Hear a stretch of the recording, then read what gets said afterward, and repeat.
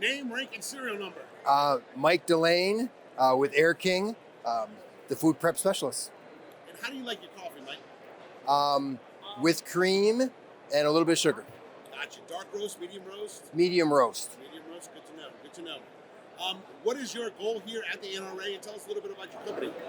Goal is to meet restaurateurs, chefs that are looking for some solutions that might not be available yet. Talking about food prep, understanding pinch points in their process, and seeing if we can help either create something or apply something we already have in our portfolio to help them with consistency and food flavor. What's the secret to success at these shows? A lot of prep work, a lot of upfront, hey, we're going to be at the booth, talking with customers will tend to come, making sure they know they'll be there, setting up times. We do some geofencing, which is pretty cool. While all the people are at the show, they get a little, if they're using their phone, they get a little beep, a little ad gets placed. Hey, come check out AyrKing in 4012.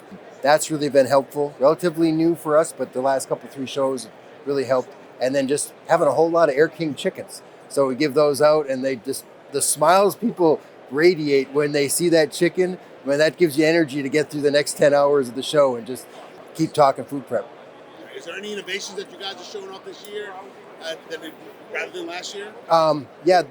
We've got our product, the Blender Sifter, that helps sift the flour that gets all clumped up when you're making fried chicken.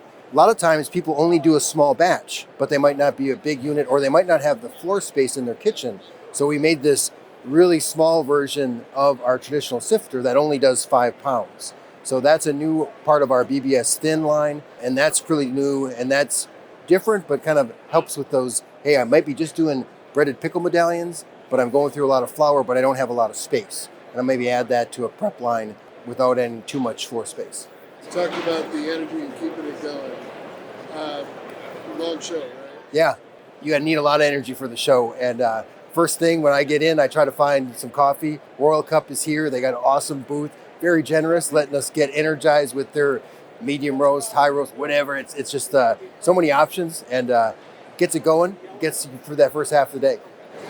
My second question is, you're going to have to get some B-rolls from kind of Yeah, I'm trying to take some. Let's talk about the spit. Oh, yeah. Yeah. Let you go without talking about this.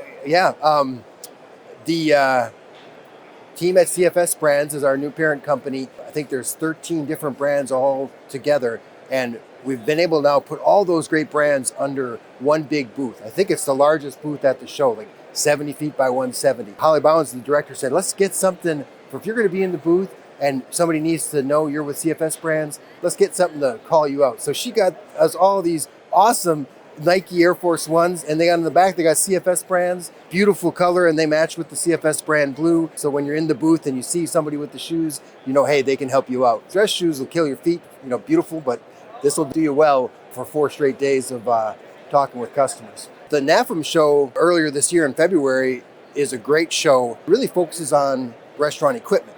So you'll have dealers and people coming to learn more about a specific combi oven or a sifter or something like that. So it's very different from the National Restaurant Association. So some people come to both, but when you're going to the National Restaurant Show, you've got bartenders, you've got the food, you've got pickle providers, you've got chicken providers. It's everything that's involved in the restaurant. So we'll end up talking with a lot more people about the different processes.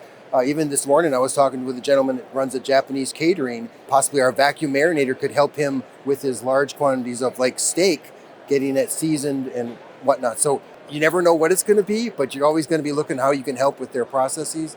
But you get a wider variety, a lot of beverage, a lot of candy, a lot of different foods that you might not see at the NAFM show. But both are awesome. And there's a whole lot more snacks here at the National Restaurant Show. So you can go from the beautiful Royal Cup coffee to some Ghirardelli little donuts with chocolate. It's all kinds of great stuff. Do you think that there's always an ROI on, there's always a return on your investment for these shows? Yeah, but you have to have a little longer feel for it, because the seeds that get planted with one of the visitors or whatever, it may take them 6 months to a year to get that food idea to where it comes to life. So we're planting seeds now that will help us next year and the year after. And we've done that the year prior, and really this show 45 years prior, the team before me. So it's like always planting a bunch of, as many seeds as we can now to help with future solutions. Because what we do is we help create a solution. It might not right be off the shelf. So we want to really help them create and integrate that into their process. So it takes time. But if you have a longer window of that, yes, you definitely get a return on investment. But you do have to lean in. You got to do all the prep work with the pre-emails, post-show emails, all the geofencing. You got to do all that to make sure you're connecting with as many people and then sharing that information after the show.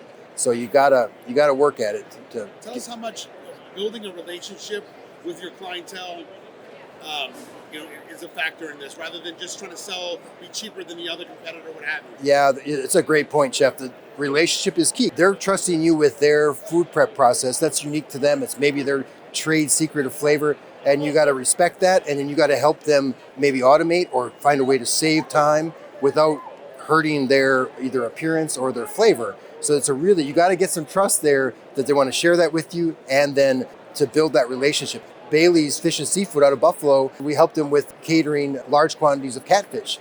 Well, he called me just before the show. Hey, Mike, I want to do chicken tenders. Can you help me with this? I haven't done it before. Working on adhesion. So you build that relationship. They know they can come to you to help understand and improve their process and make a great product for their customers.